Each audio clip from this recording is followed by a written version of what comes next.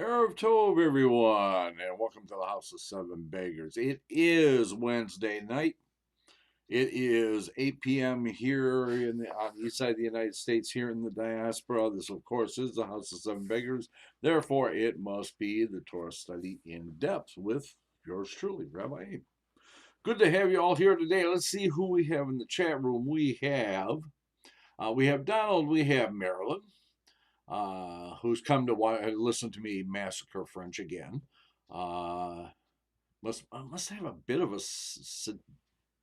sadistic streak to her that she would, just come back time after time and listen to me absolutely devastate French. Kelsey Lynn is with us. Simon is with us. Marshall, Simcha, and Colleen, and David, and yeah, more people coming in. We'll catch up with them as they get here. So last week we completed the what did we complete? We completed something. Let's see. We've completed Beshalach.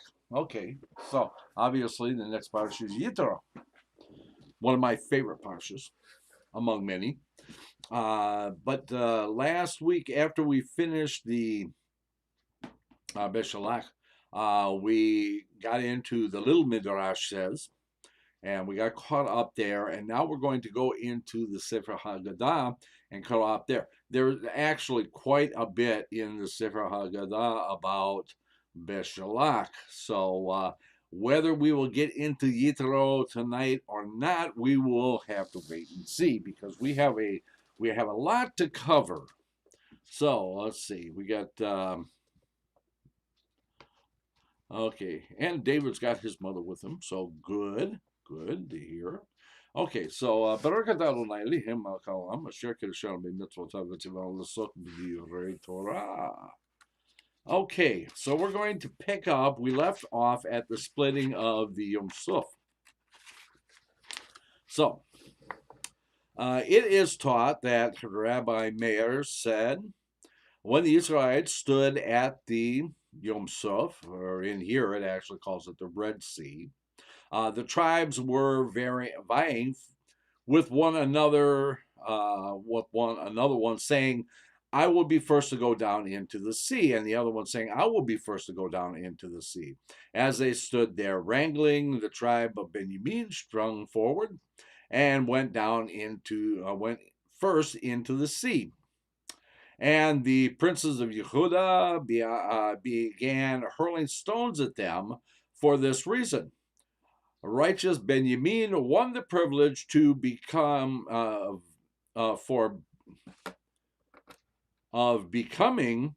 host for the Almighty in the Holy of Holies. As is said, he dwelleth between his shoulders.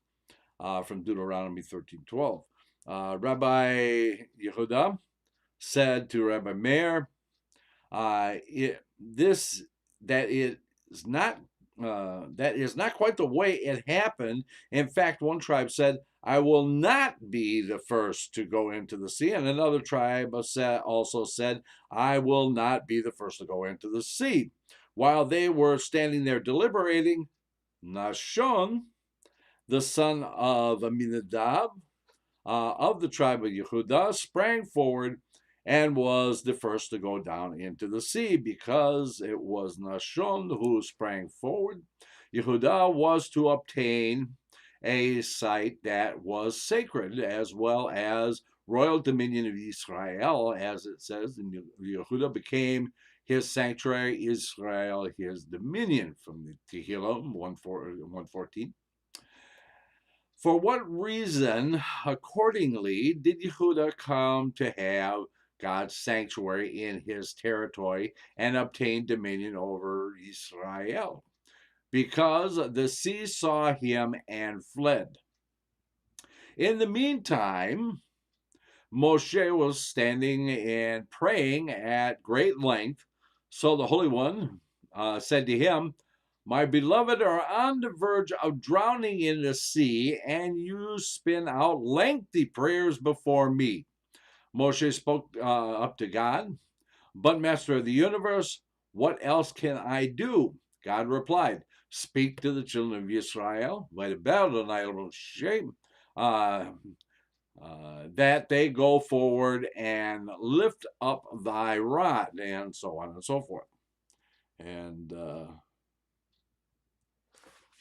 okay, Richard has joined us. Richard, I apologize for thinking you were the another Richard. Good to have you here. Good to have you come back. Okay, so we continue on. And for those of you who are just coming in, we are going through we're catching up on the Sefer HaGadah on Parsha Beshalach before we go into Parsha Yitro. Okay. Speak unto the children of Israel that they go forward. Exodus 14:15. According to Rabbi Elazar, the Holy One said to Moshe, there is a time to be brief and a time to be lengthy. My children are in great distress. The sea is enclosing them, and the enemy is in pursuit, and you stand here praying away. Speak to the children of Israel that they go forward. Speak unto the children of Israel that they go forward. Rabbi Hama and Bar Hanina said that in his father's name, God's command to Moshe may be explained in the parable of the shepherd who was leading his sheep across a river when a wolf came up to attack the sheep.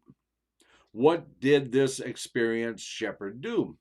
He took a large he-goat and threw it to the wolf, saying, let him wrestle with this one until we cross the river, then I will return to recover it.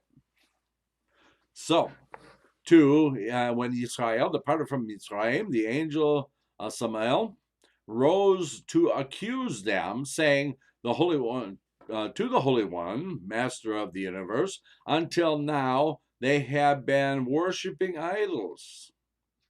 Would you split the sea for such as these? And what did the Holy One do? He turned Job over to him, even though Job was one of Pharaoh's counselors, yet he was wholehearted and upright. And God said to Samael, behold, he is in thy hands. The Holy One reckoned while Samael is busy with Eov, Israel will go down into the sea and come up, and then I will save Eov. Then the Holy One said to Moshe, Moshe, I turned over Eov to Satan. Now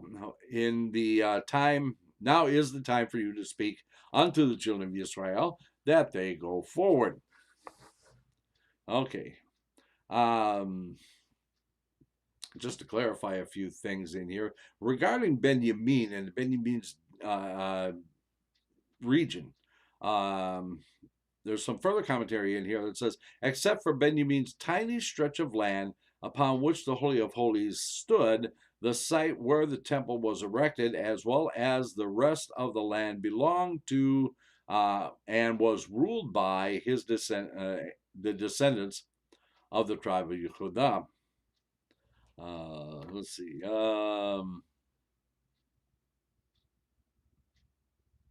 Okay, I have no idea what was going on with the YouTube. It's kind of flipped out there.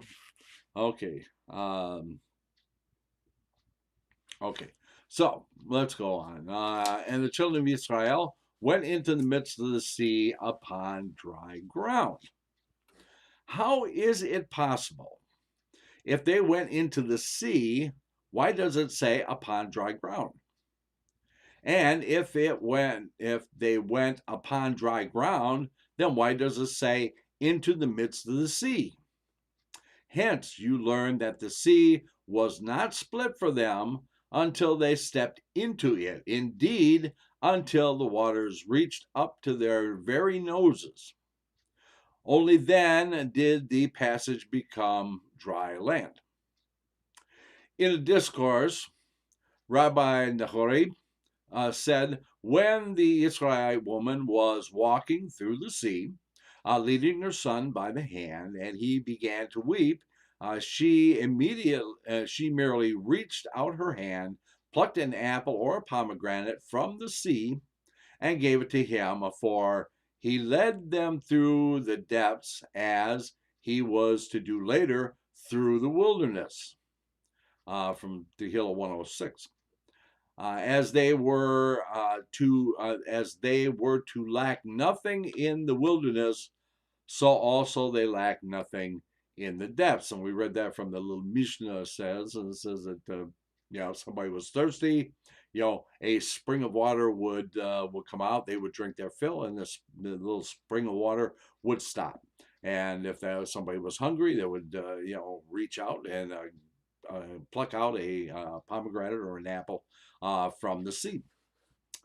When the Holy One was about to drown the Egyptians in the sea, Uzzah, heavenly prince of Egypt, rose up and prostrated himself before the Holy One, saying, Master of the universe, you created the world by measure of mercy.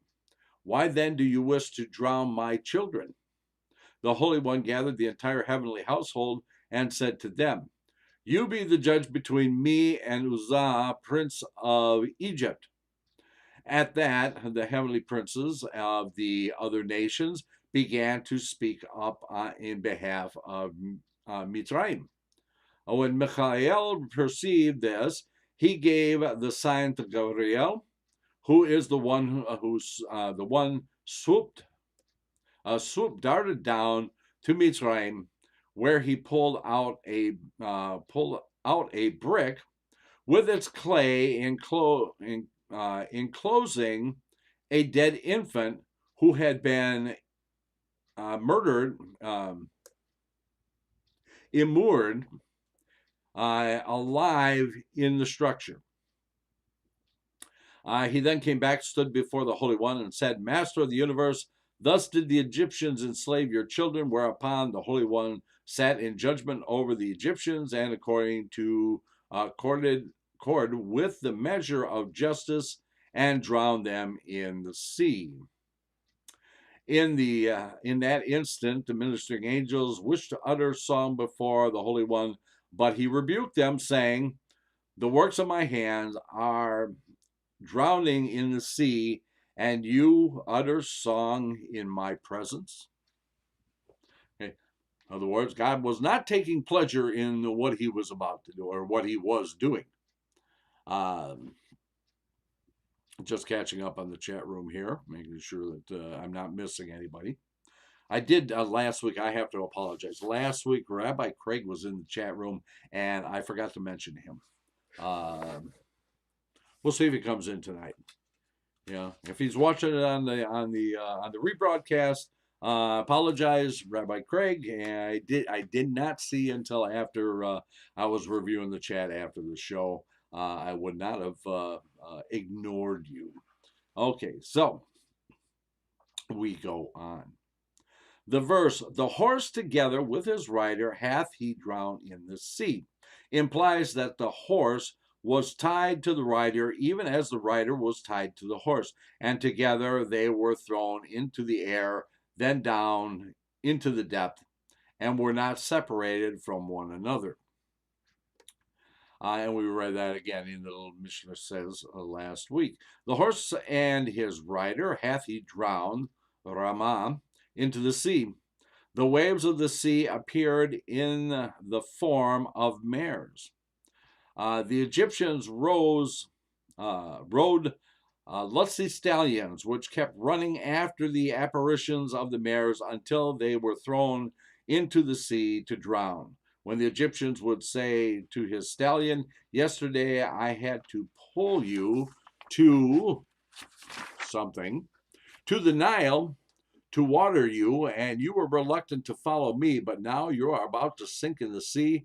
And the lusty stallion replied, I can't help myself. Look what Ramah is in the sea. Okay.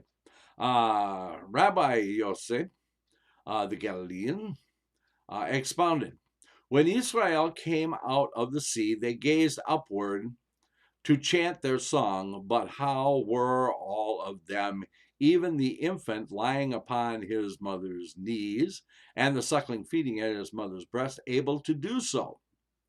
When they saw the presence, the infant raised his neck, and the suckling let go his mother's nipple and said, "This is my God, and I will glorify him." It is taught that, according to Rabbi Meir, that even fetuses and their mothers' wombs chanted the song. But were they, being in the womb, able to see the presence? Yes, said the Rabbi Tanhum. The wombs became as transparent as glass, and so even the fetuses were able to see the presence. The song then sang Moshe and the children of Israel. Rabbi Avin, the Leviim, said, when Israel stood up to chant the song at the sea, Moshe did not let them chant it by themselves.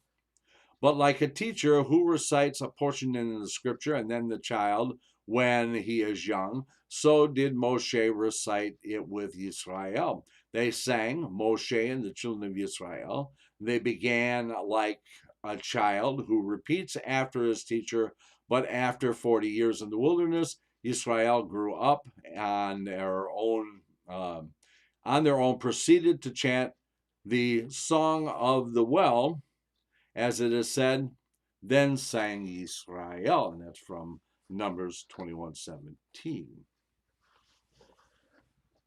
Rabbi Huna said, Israel of the generation having little faith said, even as we are coming up on the one side, so the Egyptians are probably coming up on the other side. So the Holy One ordered the prince of the sea, spew forth the Egyptians onto dry land. But the prince of the sea dared reply, Master of the universe, is there any other servant whose master first gives him a gift and then takes it back from him? I will give you, God replied, 1.5 times their number. Again, the prince of the sea spoke up, Master of the universe, dare any servant claim a debt from his master? God said, let the brook of Kishon be surety for me. At once the sea spewed forth the Egyptians, casting them onto dry land, and Israel came and saw them and said, Israel saw Egyptians dead upon the seashore.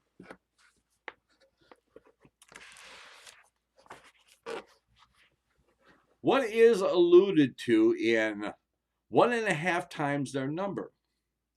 The following. Of Paro, it is written, he took 600 chosen chariots. But Sisera, it is written that he gathered 900 chariots of iron. That's from Judges, remember, Devorah and Barak. Chariots of iron. When Sisera came to fight Israel, he advanced against them with iron staves. The Holy One brought forth the stars out of their orbits against Sisera's men, and as the stars of heaven descended upon them, the iron staves they held began heating up, and Sisera's men had to let go to cool themselves in the brook of Kishon. Then the Holy One said to the brook of Kishon, go and fulfill the pledge given to your name. At once the brook swept them out and cast them into the sea. As it said, the brook Kishon swept them away, and that ancient brook. What is meant by that ancient brook? The brook that was declared surety in ancient times. In that instant, the fish in the sea opened their mouths and exclaimed, "The faithfulness of the Lord endureth forever." Okay. Moving on. Israel saw the Egyptians dead. What did the children of Israel do then? Each man in Israel took his dog, went down and placed his foot upon the Egyptian's neck, said to his dog, "Eat of this hand, which used me as a slave. Eat of these bowels, which had no mercy on me." Actually, dogs figure prominently in the Exodus.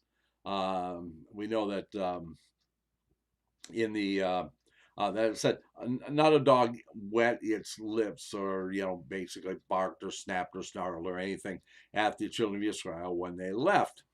And I don't know if it's in here or what, but it talks about that when Israel was in the midbar, the wilderness, that God told the Bnei Israel to throw all the treif to the dogs, and this wasn't a punishment or anything like that. It was a reward for their behavior in Mitzrayim. Hence, again, like I've said before, that in our Pesach Seder, that we always start out by giving the dog a treat in gratitude, just as Hashem was grateful for the dogs and rewarded them. We too feed our dog first, as the Torah also tells us that we're supposed to feed the animals before we feed ourselves. So we always start out the Seder by giving the dog something special. Of course, when I have my dog Rivka, anything was special. Yeah. If I gave it to her, it was special. Okay. It didn't matter what. I could give her a stick and she would think it was special. Okay. Moving on. I was also going to make a point about the dogs, about David Hamelech, King David. We know that he actually kept dogs because we read this in the Talmud, where it says, that when King David died, that Solomon sent to the Sanhedrin and said that the king is dead and the dogs are hungry. And the Sanhedrin sent word back to Solomon saying that cut up a carcass and feed a carcass. I'm talking about an animal carcass, not the king's carcass. Cut up a carcass and throw it to the dogs. Better a live dog than a dead king. Okay, so moving on. And Moshe made Israel move on from the Red Sea. He had them move against their will, for they were not ready to leave the shore. Why not? Because when Israel left Mitzrayim, Pharaoh, together with all those hosts, set out to pursue them. What else did he do? He set out in pursuit of Israel with his chariots and his horsemen. He adorned all the horses with precious stones and pearls. When they reached the sea, and the Holy One drowned them, all these precious stones and pearls floated on the surface and were cast on the shore. So that every day Israelites would come down and gather them. That is why they did not wish to move from there. Moshe, perceiving this, said, "Do you think that the sea will continue to bring up precious stones and pearls for you every day?" So against their will, Moshe had them move on. Okay, well, you can see their point, I mean, treasure is just washing up on the shore. I mean, who would not want to stay there until, the last of it was actually up there? Okay, even though they had actually. Oh, Miriam says, better a live dog than a dead king. Yeah, yeah. That's exactly what they said. Is feed the dogs. The dogs are alive. Feed them first, and then deal with the king because the king is dead. He doesn't know. Okay, so we're moving on now. We're into Israel in the wilderness, and so we'll go into from Egypt into the wilderness. As a lily among the thorns, so is my love among the maidens. That's from the Shir HaShirim, the Song of Songs. Rabbi Elazar applied this verse to the deliverance from Mitzrayim. Just as a lily placed among thorns is difficult for its owner to pluck, so was the deliverance of Israel difficult for the Holy One, as is said, hath God ever essayed to go and take him a nation from the midst of another nation? No, Israel was not like a lily among the thorns, Rabbi Yehoshua said in the name of Rabbi Hanna. Scripture does not say here a nation from the midst of a people or a people from the midst of a nation, but a nation from the midst of a nation. For these were uncircumcised, even as the others were uncircumcised. These let their forelocks grow, even as the others let their forelocks grow. These wore garments made of fibers of diverse seed, even the others, as the others wore garments of fibers of diverse seeds. Accordingly, God's measure of justice alone would not have demanded Israel's deliverance from Mitzrayim. Okay. Thou didst pluck up a vine out of Egypt. That's again from Tehillah 80. Rabbi Tanhuma Barabba asked, why is Israel compared to a vine? Consider what owners of the vine, the owners of a vine, seeking to improve it, do. They pluck from it and they pluck it from its place and replant it elsewhere. There it flourishes. So too, when the Holy One sought to make Israel known throughout the world, what did he do? He plucked them out of Mitzrayim and brought them into the wilderness, and there they began to thrive. There they received the Torah, and their names went forth throughout the world. Okay. I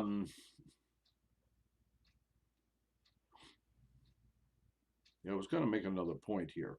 Now I lost it.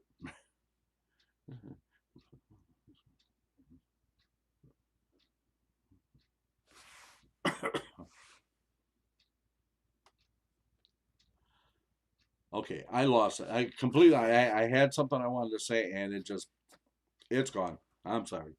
Okay, moving on. I'll probably remember it. More than likely, like 2 o'clock in the morning, but I will remember it. Okay, so, um, okay, so now let's get into the manna. Moshe said, "It is the Lord who will give you flesh to eat in the evening and bread in the morning to the full." Rabbi Ahaba Yaakov said, at first Israel were like hens, randomly pecking away in a heap of refuse until Moshe came and fixed definite meal times for them. Okay. Yeah, so what it means by flesh in the evening and bread in the morning was that and again, pheasant or quail. Rashi makes a very good point, and so the other rabbis makes a very good point of pheasant.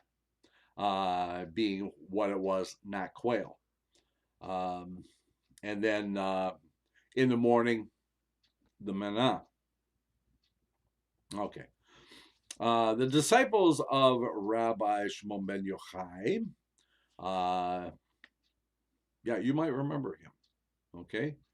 You probably remember him during the Omer, the 33rd day of the Omer, Lag BaOmer, when is the day of his passing. And he was the one who actually was the first one, actually not the first one, but he was the first one to expound the Zohar, the Kabbalist text. Was actually that was Edom. So the Book of Formation was actually written, or the Book of what is it? Yeah, I think it was the Book of Formation was written on the trees of the leaves from Gan Eden, from the tree of wisdom. Anyway, moving on. Rabbi Shimon ben Yochai asked him, "Why did the manna not come down for Israel just once a year?" He replied, "Let me answer you with a parable of a mortal king who had a son. When the king provided him with his sustenance once a year, the son visited his father only once a year. When the father began to provide him with his sustenance daily, the son had to call on his father every day. So it was with Israel. If an Israel had, say, 4 or 5 children, he would worry, saying, perhaps the manna will not come down tomorrow, and all my children will die of hunger. And so, because the manna was coming down daily, the Israelites were compelled to direct their hearts to their Father in heaven every day. Another reason for daily manna, they were able to eat it while it was still warm. Still another reason for the daily manna, to lighten the burdens that had to be carried during the journey. Okay, so if you give it a whole year's worth at a time, it would have been quite a burden to have to carry that for an entire year, even as it got lighter and lighter as the days went on.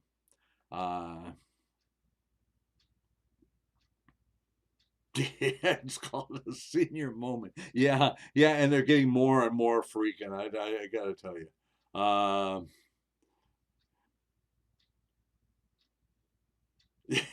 Donald says, Marilyn, if that was a senior moment, I would suggest he have Zeta help him. Zeta never forgets. Yeah, that line does not forget. Okay. Now that I flip my pages around here, let me get back to where we were. Okay. As it is written,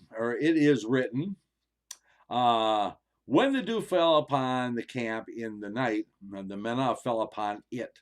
It also is written, the people shall go out and gather, and so on. And it is also written, the people went about to and fro to gather it. How were these three statements to be reconciled?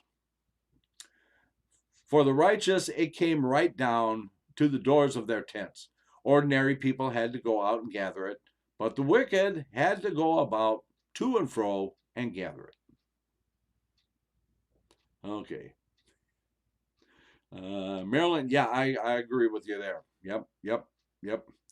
I'm not going to say it, but if you're watching this, watch the chat room. You'll see what I'm talking about. Anyway, manna is also described as bread and as unbaked dough. The scripture also says they ground it. How reconcile the different descriptions? Well, the righteous received it baked, bread. Ordinary Israelites, unbaked dough. And the wicked as grains yet to be ground in the hand mill. Our rabbis taught each Israelite ate the bread of the mighty, Abirim, And the same kind of bread, so said Rabbi Akiva, as mighty ministering angels eat. When these words were reported to Rabbi Ishmael, he said, "Go and say to Akiva, Akiva, you are mistaken. Do ministering angels really eat bread? Did not Moshe, after being in heaven, say, I ate no bread? Then, how then should one interpret bread of Abirim? Read rather bread of Everim, bread that was directly absorbed by the 248 parts, Verim, of the body. Okay. Yeah, that was from Tractate Yoma, from the Talmud. You know, one of these days we're going to get back to the Talmud. And I got to tell you that the Talmud is absolutely fascinating. I mean, what other book, volumes. I mean, if you can see under here, there's boxes under here, boxes and boxes and boxes. It's all Talmud because I ran out of shelves. I had to buy new shelves so I can put the Talmud up there. But I mean, you know, the Talmud, I mean, you know, starts out with the Tractate Bereshit. And Tractate Bereshit actually starts out with a joke. And really, if you pay attention as you're going through and reading the Talmud, there are a lot of jokes in there. There really is a lot of jokes in there. There's actually some, and some of them are actually really funny. I mean, they they age very well. But the Tractate Bereshit starts out with the father being woken up by his two sons, asking them, you know, is it too late? How late can we do the Shema? Because they came in late. They had been out at a wedding feast, probably having a good time and not being too concerned about the time and maybe imbibing a bit or something like that. But I mean, you know, when you really look at the situation, it's actually pretty funny because here's the old rabbi sleeping peacefully, and suddenly he's awakened by his two sons, who are probably maybe not 3 sheets to the wind, maybe a sheet and a half to the wind, let's see, and say, "Hey, Pop, it's too late to say the Shema." You know, so, what? You know, what time is it? You know, I mean, it's funny. I don't know. Maybe you don't find it funny. I find it funny. I find it hilarious. Okay. Because anybody who's been a father, or a mother for that fact, knows this does happen. You know, the kids in the middle of the night, especially with a dumb question. You know, I mean, okay. Mom, why is the sky blue? Because if it was green, we wouldn't know when to stop mowing, go back to bed, and go to sleep. Okay. So, yeah, okay. So we are at the okay. Where do we leave off here? Okay. And the taste of it was such as cake. The shad, baked with oil. Abahu said, read not shad, cake, but shad, breast. Hence, just as an infant, whenever he touches the breast, finds many flavors in it, so it was with the manna. Whatever Israel ate it, they found many flavors in it. I think they actually talked about it in here, that it tasted like whatever the person wanted it to taste like. Some read leshad as leshed, of a demon. Even as a demon changes itself into many shapes, so manna changes into many flavors.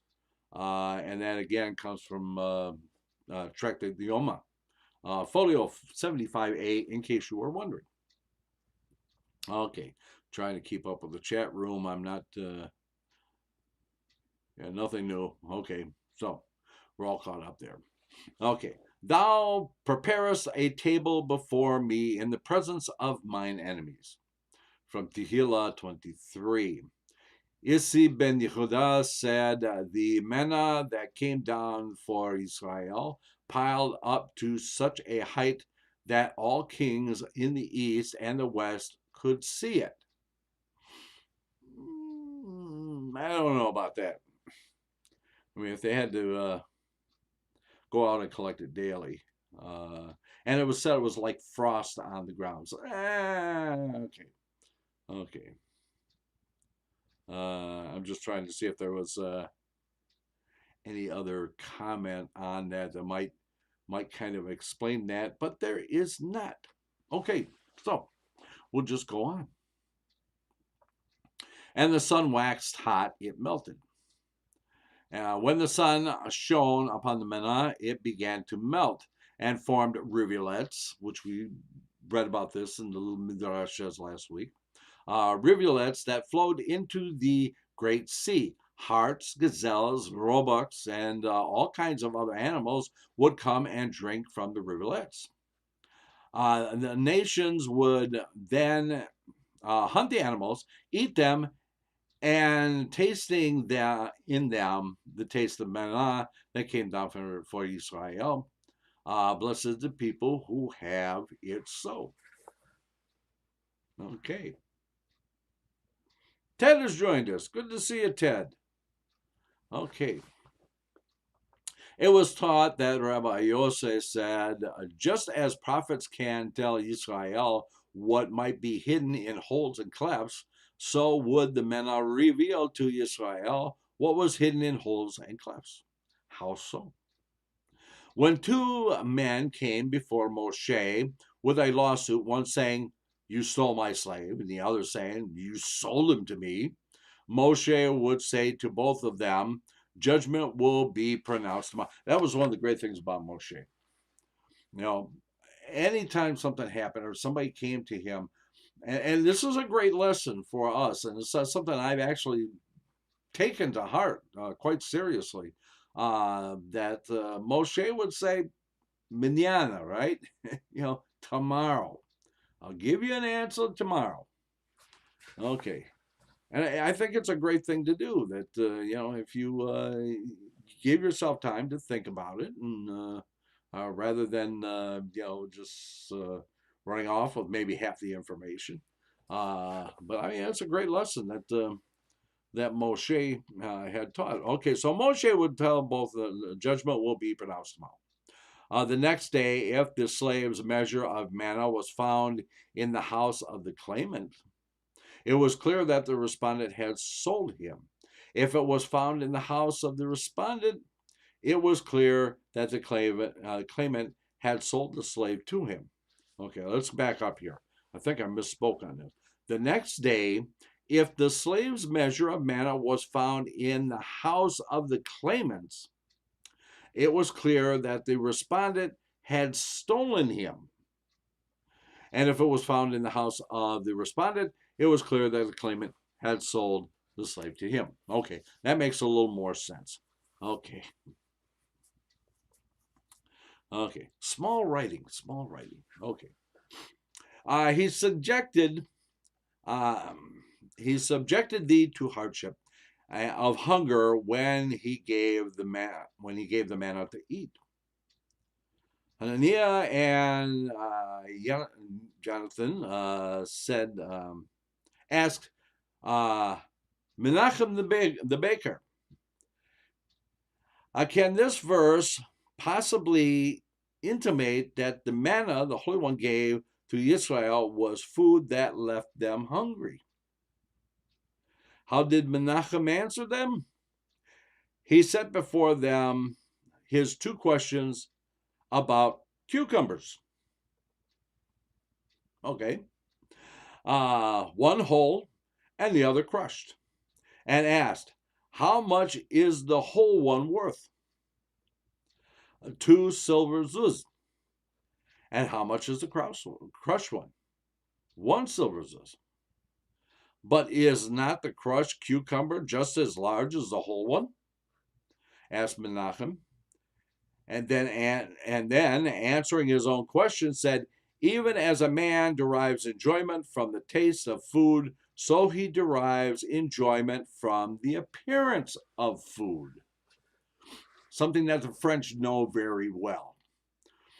Maybe not so much the English. Maybe not so much Americans.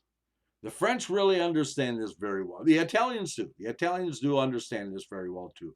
Presentation is very important in a meal. Okay, so what is that Italian dish? Ratatouille. It's a simple dish, but the presentation of it is just amazing. Okay, and it's a good animated show too. Okay, so now we're on to the well.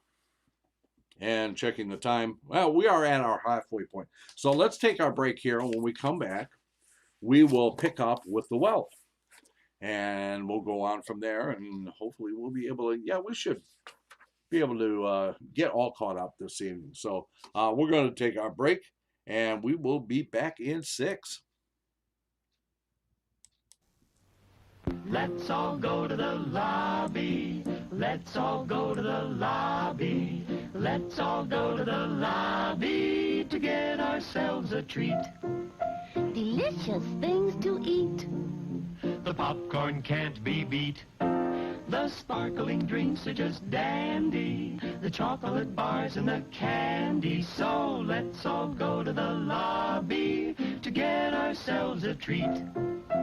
Let's all go to the lobby to get ourselves a treat. It's intermission time, folks, so hurry, hurry, hurry. Step right over to our refreshment center for the most extravagant array of refreshment goodies ever assembled under one roof. Enjoy breathtaking, mouth-watering goodies, everything from a snack to a delicious full meal. At our refreshment center, you'll find a large variety of goodies to satisfy your hunger, your thirst, or your sweet tooth. So hurry, hurry, hurry. Visit our refreshment center now. The show starts in 5 minutes.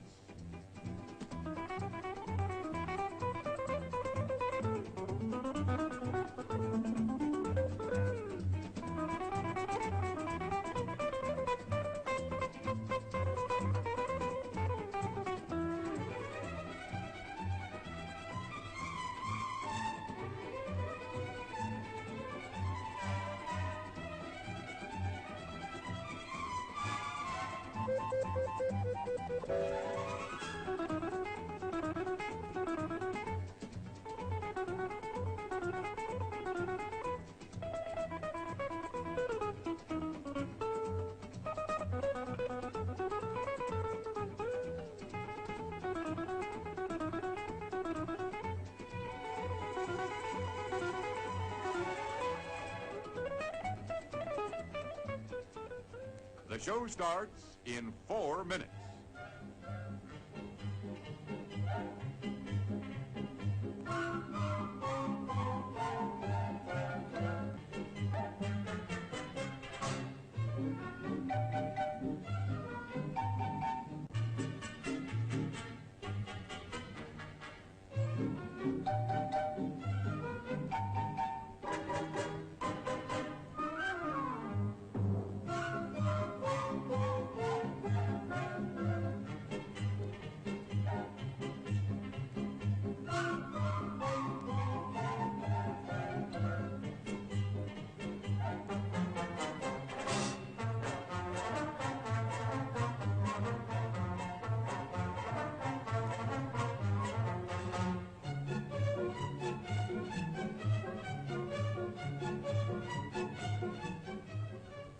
The show starts in 3 minutes.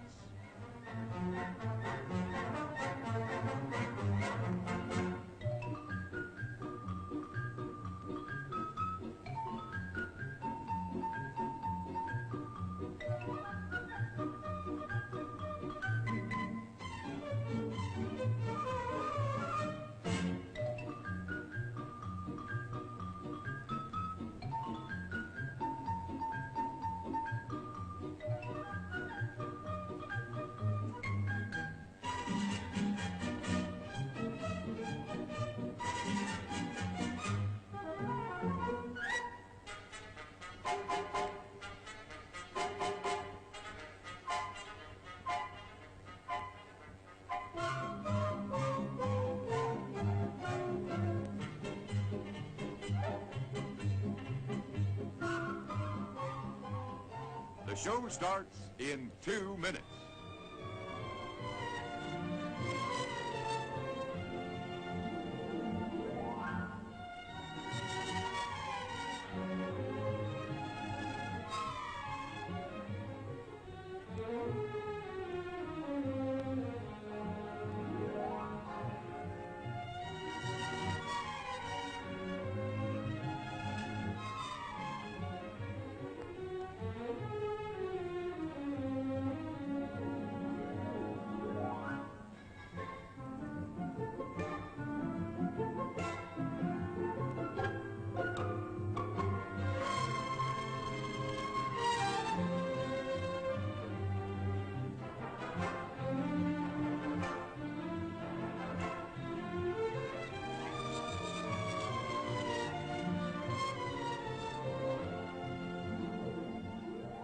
The show starts in 1 minute.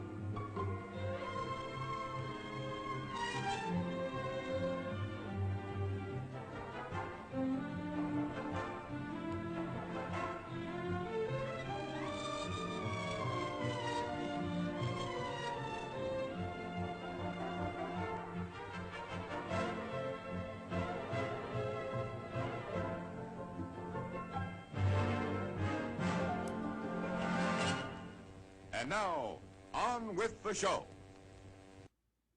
And we are back, just as promised. Okay.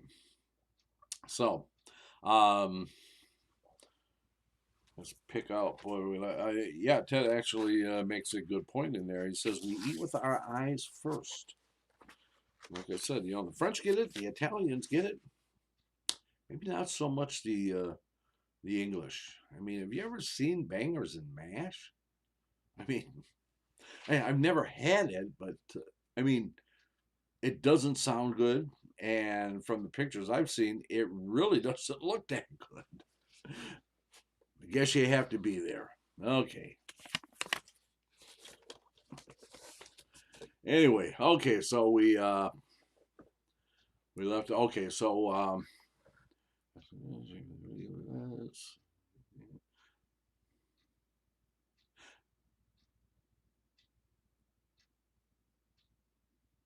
okay. Continuing on in the Sefer Haggadah, he subjected. Oh yeah, okay. No, we did that. We're at the wall. Okay, or the well. I'm sorry, the well. Okay. Rabbi Yohanan said the well used to water all kinds of garden herbs, all kinds of seeds for planting, and all varieties of trees. You can see for yourself that it was so.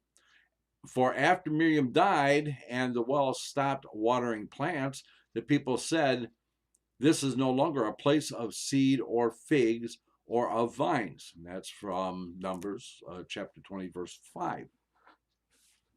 And what they're talking about here is the well of Miriam, and in some customs that for Pesach they have a special cup with water on it on the Seder table called the Kos Miriam, to remind us that during the time in the wilderness that there was a well that followed them, so that they would always have water, and that it was called Miriam's well, and that when she died, that the well stopped. Okay. The well that was with Israel in the wilderness had extraordinary properties. It resembled a rock the size of a beehive, from which, as out of a narrow-necked jug, water came out, in a trickle, shot high up into the air like a geyser. The well rolled up the mountain with Israel and went down into the valleys with them. Indeed, wherever Israel camped, the well resided close by on an elevated spot opposite the entrance of the tent of meeting.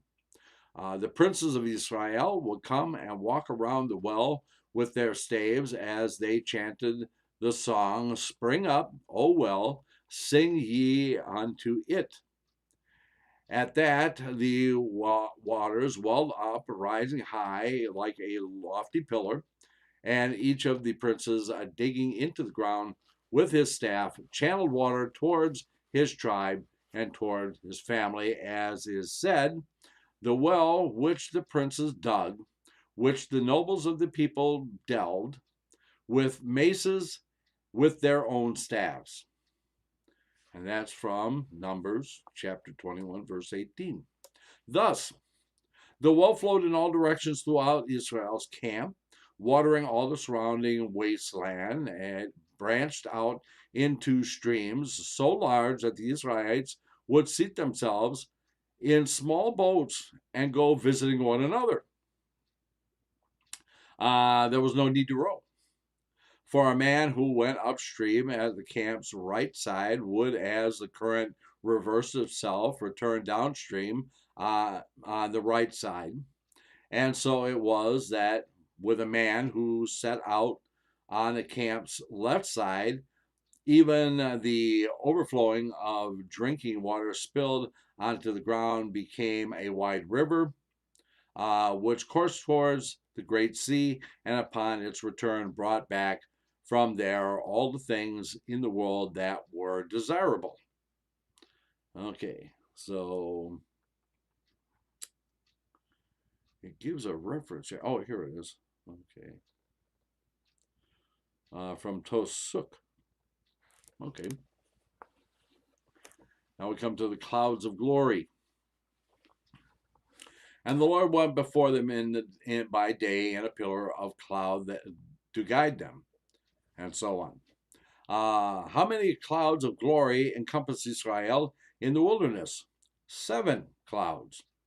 One at each of the 4 sides, and above them, and one beneath them, and the one that advanced before them raised every lowland, lowered every highland, and thus turned them all into level ground.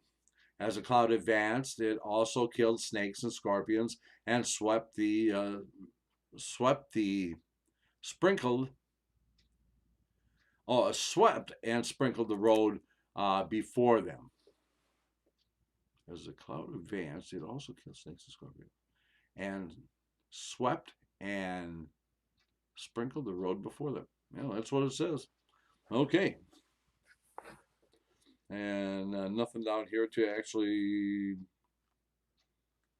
give any light onto what that actually means. Huh. Okay. Okay. Amalek's war. Well, actually, now we read this in the little Midrash says, or actually in Rashi actually talks about this, about the clouds and how they, how this was related to the Manna. It would say that the dew would fall, the manna would fall, and then the morning dew would fall on top of the manna and kind of box it in. And the rabbis tell us also that so it was with Israel, that the clouds surrounded them over and under, gave them shade, from the sun and stuff, and that they were boxed in just like the manna. Okay. Okay, Amalek's war. Okay. Is the Lord among us or not? Then came Amalek. Rabbi Levi said, what parable applies here to Israel? The parable of the child who was perched on his father's shoulders in the marketplace. Each time the child saw a desirable object, he said to his father, buy it for me. Like no parent has ever not heard that, right? And his father bought it for him the first time. the second time, and the third time. While they were walking, the child saw his father's friend and asked him, have you seen my daddy? The father spoke sharply to his son, silly boy, you are riding astride my shoulders. Whatever you want, I buy for you. Yet you ask this man, have you seen my daddy? What did the father do then? He dropped him from his shoulders, and a dog came by and bit the son. So too, as soon as Israel went out of Mitzrayim, 7 clouds of the Holy One's glory encompassed them. They asked for manna, and the Holy One sent it down for them, for quail, pheasant, and he brought it to them. After he had given them all they wanted, they began to have doubts, demanding to know, is the Lord among us or not? The Holy One said to them, you doubt my presence in your midst? As you live, I shall make you aware of it. Look, here comes a dog to bite you. And who was the dog? Amalek. For the very next verse, then came Amalek. Rabbi Levi said in the name of Rabbi Simeon ben Halephta, with what may Amalek be compared? To a fly greedy to get at an open wound. Just so Amalek, the dog, was panting to get at Israel. And it came to pass when Moshe held up his hand, then Israel prevailed.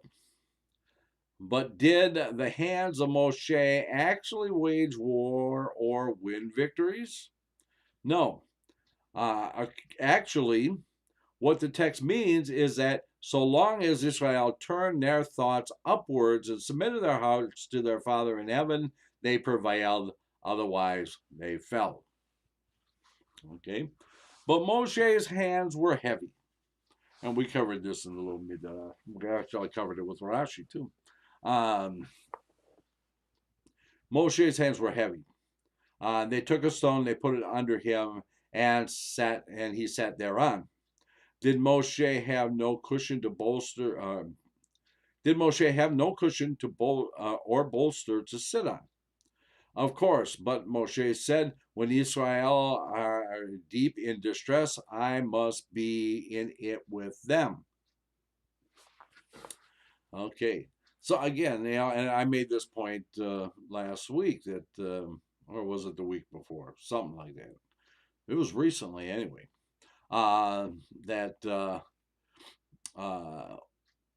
This was a time of, Amalek is waging war, and the tide of war ebbs and flows. And Moshe is sitting, I have to believe, on a low rock, just as one who sits in mourning sits on a low chair. So anyway, remember what Amalek did unto thee, how he cooled thee, from Deuteronomy 25, made you appear lukewarm before other nations. What Amalek did may be understood by the parable of a pool of scalding water into which no living creature dared to descend. Then a worthless fellow came along and jumped right into the pool, so that even though he was scalded, he made it appear lukewarm in the eyes of others. So too, when Israel went out of Mitzrayim, and the sea was split for them, and the Egyptians drowned in it, fear of them fell upon all the nations of the earth, as it is said. Then were the chieftains of Edom frightened, terror and dread falleth on them, etc. But after Amalek came and waged war against Israel, although he got the scalding he deserved from them, Still, he made Israel appear lukewarm in battle in the eyes of the nations of the earth. Okay. Remember what, and we just had this. We just had the parasha Zachor, in which we actually, this was right before Purim. We had this because of the connection between Amalek and Haman. So we always have the Parsha Zachor right before that to remind us.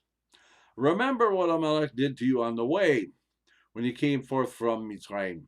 Rabbi Levi said, like a highwayman, he came upon you from the wayside, rearward. In this connection, the parable is told of the king who had a vineyard, when he enclosed it with a fence, and in which he put a dog who was a vicious biter. The king said, if anyone comes and breaches the fence, the dog will bite him. Some days later, the king's own son came and breached the fence, and the dog bit him. Afterwards, whenever the king wished to remind his son of the sin in breaching the vineyard fence, he would ask him, do you remember how the dog bit you? So too, whenever the Holy One wished to remind Israel of their sin and refidim, demanding to know, is the Lord among us or not, he would say to them, remember what Amalek did to ye. Okay. Amalek dwelled in the land south of the land of Israel. Why did the scouts begin their account of the people's living in the land? So we're getting to that part where the spies. We're going to get a little hint of that here, but we're not quite there yet. Okay, so when the scouts began their account, brought their account to the people living in the land with reference to Amalek, who did not live in it. It was to remind Israel of the punishment that might once more befall them. What parable illustrates the spies' mention of Amalek?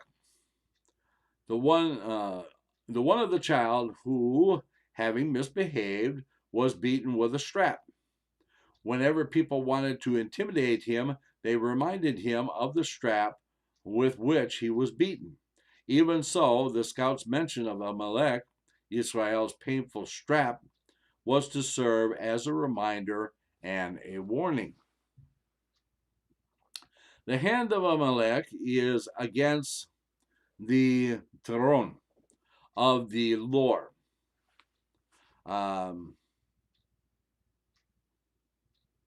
The defective spelling of the word throne and Lord is an attempt to reproduce in English the defective spelling in Hebrew. The words in which should be written kiseh yadhevavhem are written kis ya. Okay. Now I gotta find. Okay. Rabbi Levi said, in the name of Rabbi Chamabar Chanidia, the name of God will not be complete, and the throne of the Lord will not be whole as long as Amalek's seed remains in the world. Only after the seed of Amalek is blotted out from the world will the throne of the Lord be whole and the name of God complete. Write this for a memorial in the book. The sages of yore say, throughout all the generations, there obtains the rule that the scourge with which Israel is smitten will in the end itself be smitten. All mankind should learn proper conduct from what happened to Amalek, who came to harm Israel, and the Holy One erased him from life in the world as well as from life in the world to come. As is said, I will utterly blot out. Likewise, every nation and every kingdom that sets out to harm Israel, God always judges according to this rule. Okay, pay attention, Iran and the Ayatollahs. Okay. Okay, so we're pretty much caught up now in this, and we're we got 20 minutes. Let's go ahead and let's go ahead and start Parsha Yitro and see what's bothering Rashi. Okay.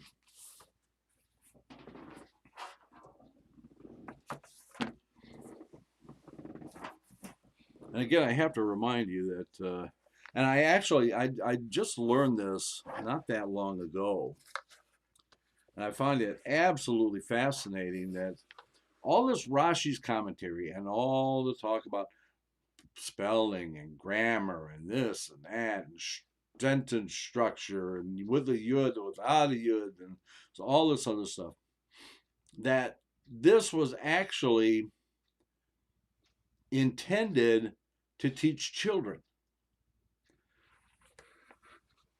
which I find absolutely fascinating that that children studying Rashi would actually understand this. Just fascinating. So, this gives us the this is the Parsha Yitro. You say for Shemot, Parsha Yitro. This is going to be Perek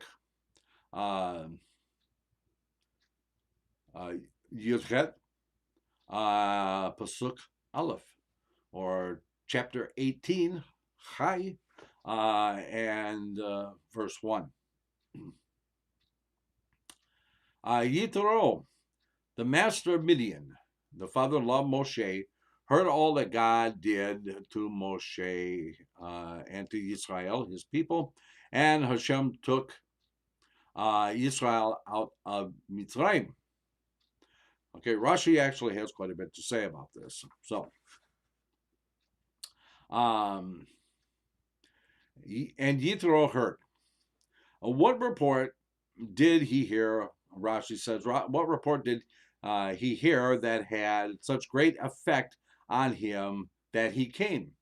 He heard about the dividing of the series and the war with Amalek. And we'll go right back to Amalek again, right?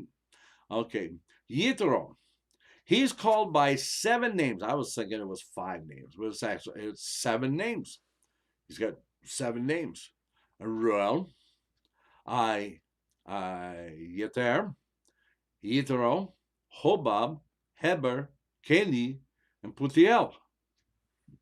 Okay, so, and of course, we think this is really weird.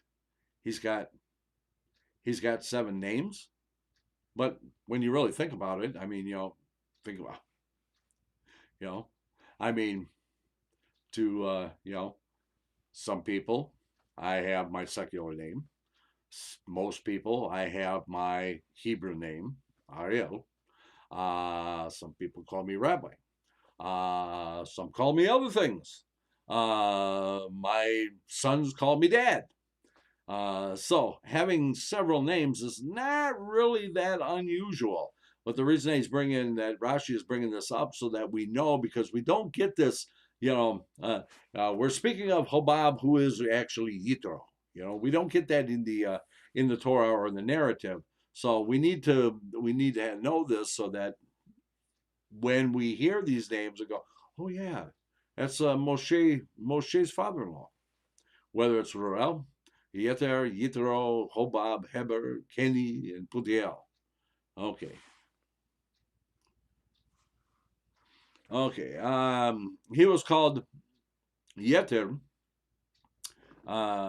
Make sure I'm good. Yeter, which means extra or more, because he caused one more passage of the Torah to be written. As you see, he was called Yitro because he converted to Judaism and fulfillment of the commandment. They later added the letter of Av to his name, Yeter. He is also called Hobab, which means lover, because he loved Torah. And Hobab is Yitro. And it says, from the sons of Hobab, the father-in-law of Moshe. There are those who say that Reuel was not Yitro, but rather the father of Yitro. And what then is the meaning of the verse which says, regarding the daughters of Yitro, and they came to Reuel, their father. The verse can refer to Reuel as their father because young children call their fathers father. In other words, they call their grandfather's father. Okay. The father-in-law of Moshe. Here Yitro felt himself honored through Moshe as if he were saying, I am the father-in-law of the king. While in the past, Moshe attributed greatness to his father-in-law, as it says, and he returned to Yeter, his father-in-law, Moshe and to Moshe and to Israel. Moshe was equal to all of Israel. All that God did for them in the descent of the Manna and in the well of water that accompanied them on the journey, and in the battle with Amalek, that Hashem took Israel out, etc. This is greater than all other things God did for Israel. Okay, taking them out. It's the greatest thing. As we say, right? Daenu. Okay. Pesach's coming, people. Pay attention to this stuff. Okay, so the further commentary on here with reference to what report did he hear that had such great effect on him? The further commentary says, all that God did to Moshe and to Israel, with which the verse continues, must refer to something other than that Hashem took Israel out of Mitzrayim, which receives separate mention at the end of the verse. What was it that Yitro heard besides the Exodus that motivated him to come to join the children of Israel? Doesn't give an answer. Okay. As it regards to the Sea of Reeds and the War of Amalek, Mechilta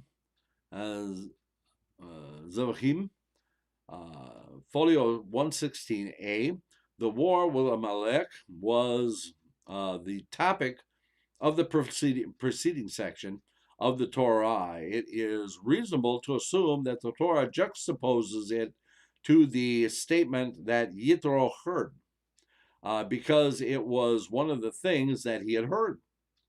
It is also reasonable to assume that he heard of the dividing of the Yom Suf because it was a miracle that about which the entire world heard.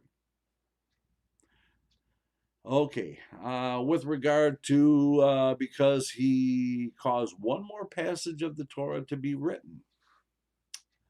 Okay,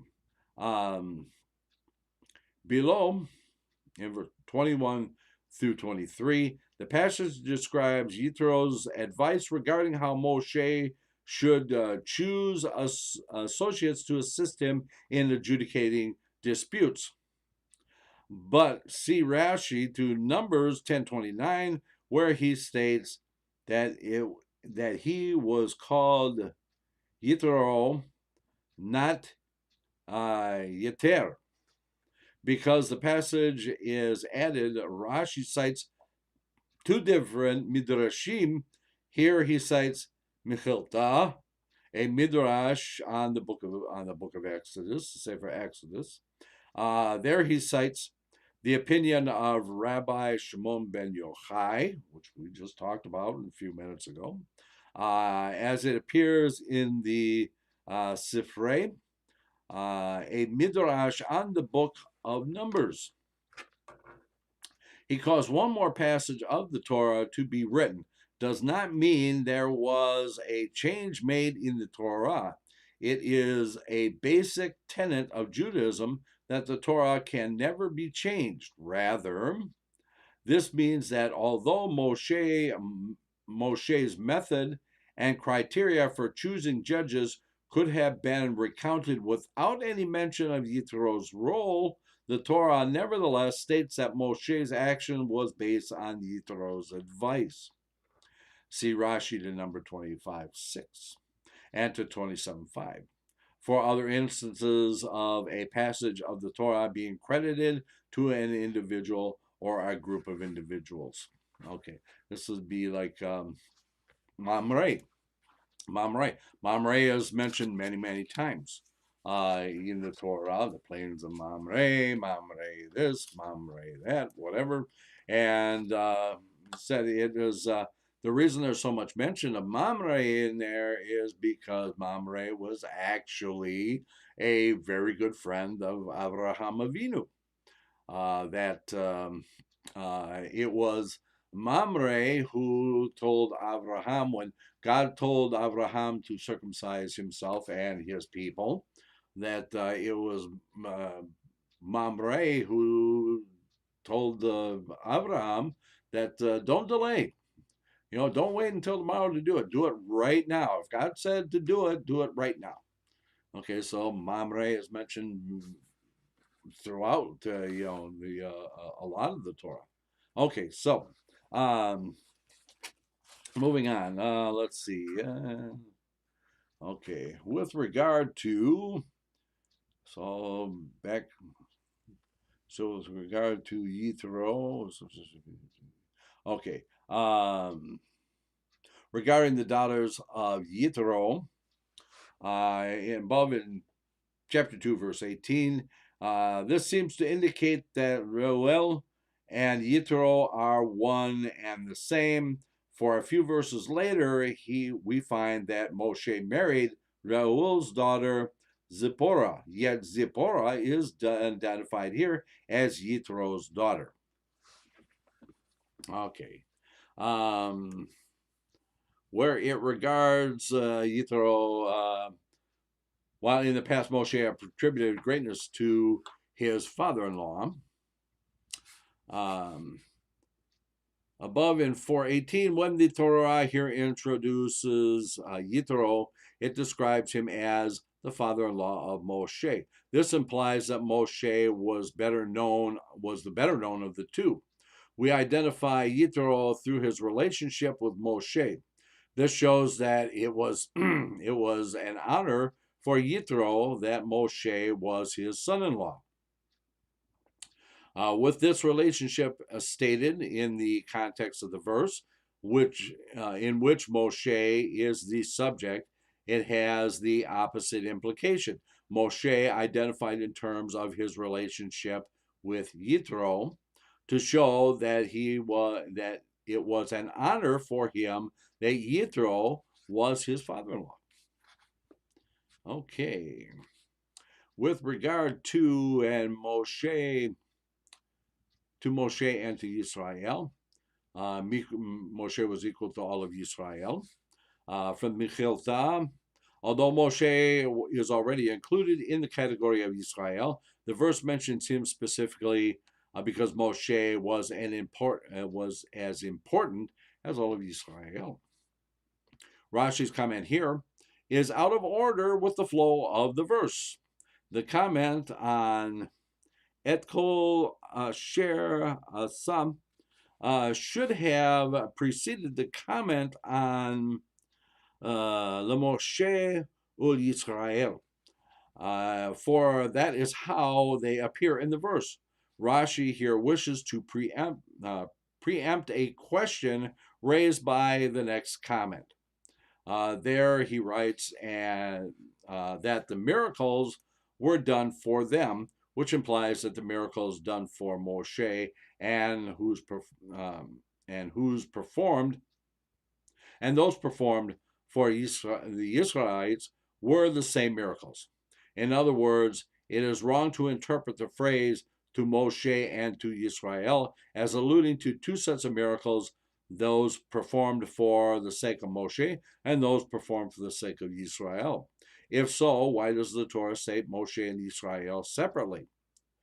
To the question, Rashi replies in advance, Moshe is equal to all Israel. Okay. Okay, here we go with superfluous things. This is regarding to Amalek. And did battle with Amalek.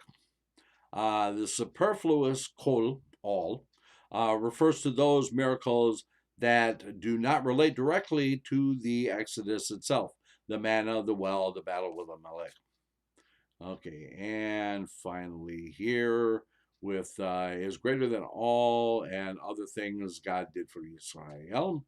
Again, the Mechilta.